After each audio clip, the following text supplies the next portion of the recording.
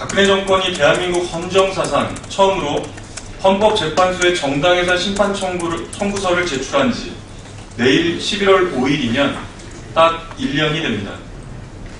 국정원의 대선 개입 불법 부정선거가 국민적 분노에 직면했을 때 가장 날카롭게 항의했던 진보당에 대해 국정원은 거꾸로 내라는 모죄를 뒤집어 씌웠습니다.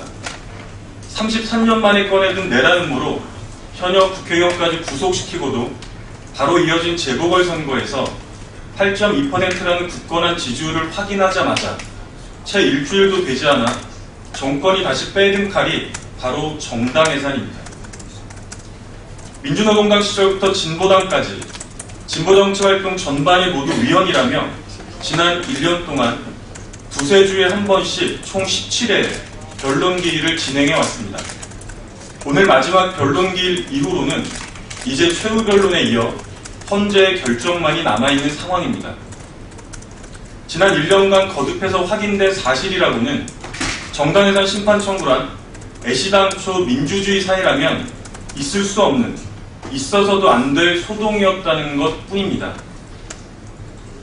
민주주의를 꽃피워낸 모범적인 사례라고 칭송받던 대한민국은 박근혜 정권의 반민주 폭거에 순식간에 세계적인 구경거리, 조롱거리로 전락했습니다.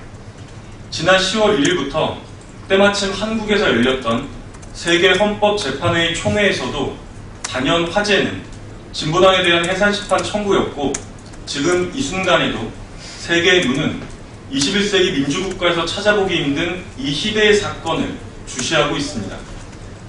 진보당은 지난 1년 동안 해산심판을 막아내는 것이 곧 우리 사회의 민주주의를 지키는 것이라는 절박한 마음으로 모든 힘을 다하여 정부의 폭거에 맞서왔습니다.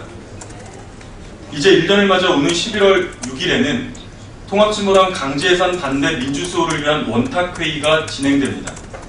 시민사회, 종교계, 언론계, 학계, 법조계, 정치권을 대표하는 10분의 원로들께서 공동으로 제안하셨고, 각계각층에서 모두 100여 명의 인사들이 참가합니다. 이어 11월 중순까지는 전국 경양 각지에서 진보당 해산 시도를 반대하고 규탄하는 시국선언들이 이어질 예정입니다. 이번 정당해산 심판권은 그 결과가 어떻게 나던지 박근혜 정권에게는 돌이킬 수 없는 치명상만을 안겨주게 될 것입니다. 정부의 해산 시도가 무산되는 경우에는 더 말할 나위도 없거니와 혹여 지금 이 순간에도 확인되듯 정권의 노골적이고 무차별적인 압력에 의해서 이성과 상식에 반하는 해산 결정이 내려진들 대체 그것이 박근혜 정권의 무슨 이득이 되겠습니까? 오직 확인될 것이라고는 진보당의 위헌성이 아니라 박근혜 정권의 반민주성일 뿐입니다. 원내 제3정당을 폭력적으로 해산시킨 악랄하고 악독한 정권이라는 꼬리표만 남게 될 것입니다. 애시당초 꺼내지도 말았어야 했을 몹쓸 칼이었습니다.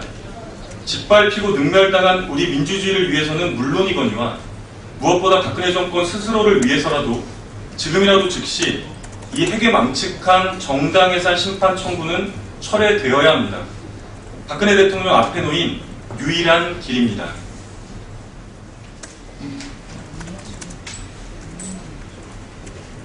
한 가지 말씀만 더 드리겠습니다. 검찰이 세월호 집회 참가를 이유로 대학생 용해인 씨와 송경동 시인을 불구속 기소했습니다. 국화꽃을 들고 흰색 마스크를 쓴 채 침묵 시위를 벌였던 대학생도, 집회 현장에서 절절한 마음으로 시를 읊었던 시인도 모두 법정에 서야 하는 참으로 참담한 시절입니다.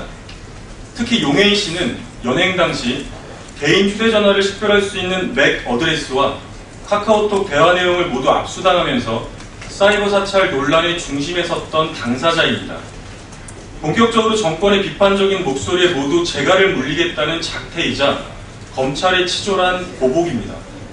200일 전 세월호 선내에 울려 퍼졌던 가만히 있으라는 지시를 이제 모든 국민들에게 적용하여 명령하겠다는 것 아닙니까? 대법원 판례까지 넘어선 검찰의 과도하고 무리한 수사를 강력히 규탄합니다. 마스크를 쓰고 입을 다물어도, 시를 읊기 위해 입을 열어도 그 모든 행위가 다 처벌받는 사회, 과연 이런 사회를 민주주의 국가라고 말할 수 있겠습니까? 이상입니다.